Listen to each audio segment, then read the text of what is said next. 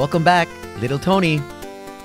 Sa previous video, natutunan mo na kung paano mamili at kumilala ng isang kumpanya at anong investing strategies ang pwede niyang gamitin.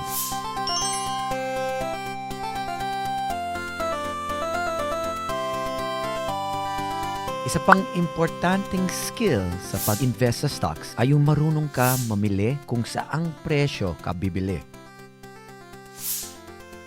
Let's say Little Tony bought 1,000 shares at 5 pesos a piece. Eventually, he sold it at 8 pesos per share, earning 3 pesos per share or 3,000 pesos. This is one of the ways Little Tony can make money in stocks.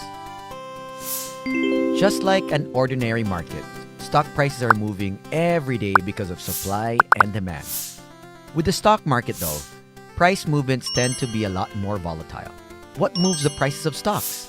It's the buying and selling of real people, big institutions, and ordinary people like Little Tony. And each person may have their own personal and emotional reasons for buying, selling their stocks.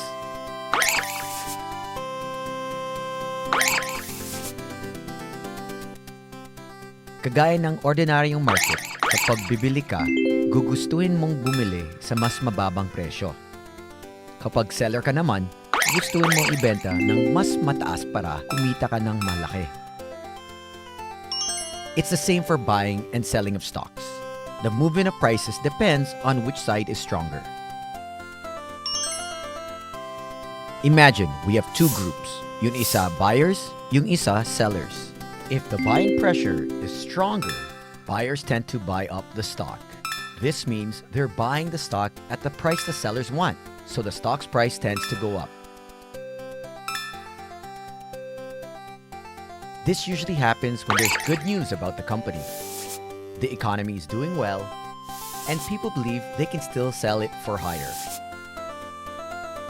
Kapag naman mas malakas ang selling, ang sellers ay nagsasell down ng stock. Ibig sabihin, kinakagat nila yung presyo na gusto ng buyers kaya bumababa ito.